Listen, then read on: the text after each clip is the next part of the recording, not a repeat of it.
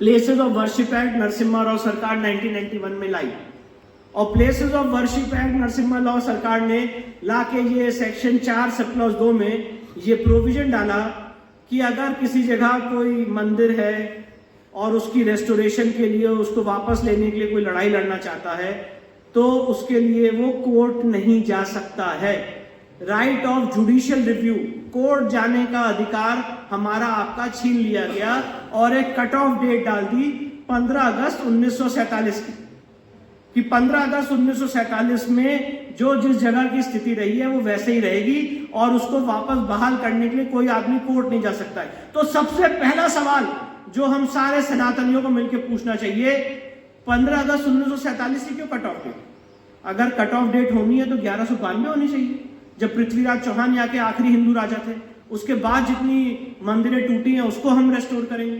Cut off date वो होनी चाहिए जब जिस आदमी के पास प्रमाण मिल जाए कि यहाँ पे उनकी पूर्व स्थित इमारत थी जिसको डिस्ट्रॉय करके उसको किसी और धर्म में लिया है, तो उसको कोर्ट में जाके अपने एविडेंस के आधार पर उसको रेस्टोर करने का हक देना चाहिए। पर क्योंकि वो सरकार जानती थी, उस समय राम मंदिर का आंदोलन अपने चरम पे था, वो सरकार जानती थी कि अगर राम मंदिर के आंदोलन को एग्जेम्प्ट किया सेक्शन 5 में कि अगर हमने ये चीज नहीं रोकी तो बहुत सारे कोर्ट्स में लिटिगेशन होंगे। इसी अवधारणा के साथ, इसी मंशा के साथ उन्होंने हिंदू जनमानस का, हिंदू समाज का कोर्ट जाने का अधिकार, जो सबसे बेसिक मौलिक अधिकार है, जो B.R. अम्बेडकर साहब ने भी कहा है, उनसे पूछा गया था कि संविधान की आत्मा क्या है, तो उन्होंने कहा था आर्टिकल 32 जो कोर्ट जाने का अधिकार है, फंडामेंटल राइट्स को प्रोटेक्ट करने का अधिकार है, वो इस संविधान की आत्मा है। तो इस संविधान की आत्मा को जो मारने का काम किया वो नरसिम्हा राव की सरकार ने प्लेसेस ऑफ वर्शिप एक्ट लाके किया। और 30 साल तक एक ऐसा नैरेटिव बनाया गया कि चाहे वो काशी हो, चाहे वो मथुरा का केस हो, ये सारे केसेस कोर्ट में नहीं चल सकते। एक ऐसा नैरेटिव बनाया गया, हम उस नैरेटिव से निकले हुए एक अलग बात है। और आप इस चीज की ड्रास्टिकनेस को एग्जामिन करिए और यह सवाल अपने आप से पूछिएगा कि आपने लोगों का कोर्ट जाने का अधिकार छीन लिया, पर राम मंदिर को आपने एग्जेम्प्ट क्यों किया? अगर राम मंदिर इंपॉर्टेंट है तो काशी विश्वनाथ भी इंपॉर्टेंट है, मथुरा भी इंपॉर्टेंट है, भोजशाला भी इंपॉर्टेंट है। और हम तो उस चीज की बात कर रहे हैं आपके सामने कि जहां जहां किसी मंदिर को तोड़ के मस्जिद बनाई गई है, लोग बड़ा मजाक उड़ाते हैं कि अच्छा अब यहां पे भी खुदेगा, अब वहां पे भी खुदेगा। ठीक है, वो है वक्फ एक्ट 1995, और जो प्रावधान मैंने आपको बताए हैं मेरे हिसाब से वो प्रावधान खत्म होने चाहिए। और मैंने तो बहुत सिंपल सा सोल्यूशन दिया है, मैंने वो सोल्यूशन दिया है जिससे सांप भी मर जाएगा और लाठी भी नहीं टूटेगी। सोल्यूशन इतना सा है, वक्फ एक्ट 1995 में एक छोटा सा अमेंडमेंट करना है, और अमेंडमेंट क्या होना है कि वक्फ एक्ट 1995 हिंदुओं पे अप्लाई नहीं होगा। आप आपस में अपना जो करना है करो, हमारे पे अप्लाई नहीं होगा। इतना सा अमेंडमेंट आना है, इसमें कोई मुस्लिम पक्ष का आदमी भी विरोध नहीं कर सकता।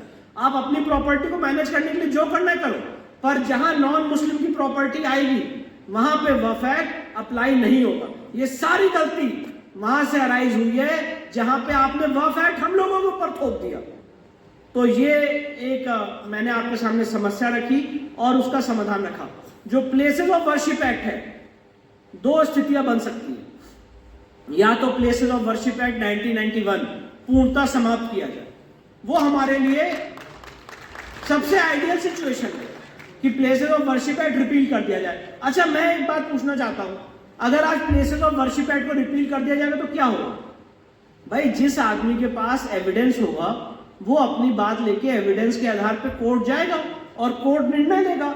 अगर उसकी एविडेंस में दम होगा, उसकी आर्कियोलॉजिकल सर्वे ऑफ इंडिया में, कमीशन की कार्रवाई में, हिस्टोरिकल एविडेंस में दम होगा और वो ये प्रूव कर पाएगा कि इस जगह जहां वो क्लेम कर रहा है उसका मंदिर स्टैब्लिश्ड है, तो वो कोर्ट से जीतेगा। नहीं कर पाएगा तो नहीं जीतेगा। और अगर ये भी नहीं किसी को गवारा गुजरता है कि इस समाज को, इस सिविलाइजेशन को इतना दे सके, तो मैं तो कहता हूं सिर्फ और सिर्फ इतना सा काम कर दें, उससे भी हमारा बहुत बड़ा काम हो जाएगा। प्लेसेस ऑफ वर्शिप एक्ट 1991 में एक छोटा सा अमेंडमेंट कर दें, और मुझे लगता है जो बहुत बड़े बड़े बैरिस्टर हैं इस देश के, जो हैदराबाद में बैठ के बड़े बड़े भाषण देते हैं, शायद वो भी इसका विरोध नहीं कर पाएंगे। अमेंडमेंट क्या कर दे प्लेसेस ऑफ वर्शिप एक्ट 1991 में कि प्लेसेस ऑफ वर्शिप एक्ट 1991 वहां अप्लाई नहीं होगा जहां पे किसी एक प्री एग्जिस्टिंग स्ट्रक्चर को तोड़ के वहां पे एक दूसरा स्ट्रक्चर खड़ा किया गया। हमारी लड़ाई सिर्फ और सिर्फ उन मंदिरों की है जहां पे मंदिर पहले से था, जिसमें किसी ने घुस के उसको कब्जा कर लिया और आज मस्जिद के रूप में यूज कर रहा है। मैं ये बात आपके सामने इसलिए रख रहा हूं कि आज जब हम और आप यहां से निकलेंगे तो बहुत सारे लोग अलग अलग बातें पूछते हैं कि भाई कितने मंदिर वापस लेंगे, आपकी लिस्ट कितनी है, 40,000 की है, 50,000 की है। और वक्फ एक्ट 1995 के तहत सेक्शन 40 सब क्लॉज 3 के तहत वक्फ बोर्ड किसी भी संपत्ति को सोसाइटी या ट्रस्ट की वक्फ संपत्ति घोषित कर सकता है। अगर कोई उस ऑर्डर से एग्रीड है तो उसके अगेंस्ट वो वक्फ ट्राइब्यूनल जाएगा, उसके बाद हाई कोर्ट जाएगा, सुप्रीम कोर्ट जाएगा। तो एक तरफ तो इस बात की अहमियत को समझिए, एक तरफ आपने पूरी सभ्यता और सिविलाइजेशन को कोर्ट जाने से रोक दिया और दूसरी तरफ आपने एक पक्ष को यह अधिकार दे दिया कि आप किसी भी संपत्ति को वक्फ संपत्ति घोषित करिए और उसके बाद जो दूसरा पक्ष है वो कोर्ट जाए उसके अगेंस्ट और हाई कोर्ट जाए, सुप्रीम कोर्ट जाए। तो ये कितना बड़ा अपने आप हम लोगों के साथ मैं कहूंगा लीगल कॉन्स्पिरेसी रची गई है। इस बात की आप अहमियत को समझिए। और ये बात मैं ऐसे हवा में नहीं कह रहा हूं। आज डिफेंस और रेलवे के बाद तीसरे नंबर पे सबसे ज्यादा अगर किसी के पास जमीन है तो वो वक्फ बोर्ड के पास है। और ये सारी जमीन, मैक्सिमम जमीन गलत तरीके से कब्जा करके ली गई है। ताजमहल, जिसे जब हम लोग कहते हैं कि ये भगवान शिव का मूल स्थान है तो हमें पागल कहा जाता है। UP Sunni central Waqf board 2005 में ताजमहल को वक्फ संपत्ति घोषित कर चुकी है। इस समय आर्कियोलॉजिकल सर्वे ऑफ इंडिया उस ऑर्डर के अगेंस्ट अपील में है सुप्रीम कोर्ट में, और Supreme Court UP Sunni central Waqf board से पूछ रही है कि बताओ शाहजहां का वो वक्फ डीड कहां है। 2018 से आज तक वो केस लगा नहीं है।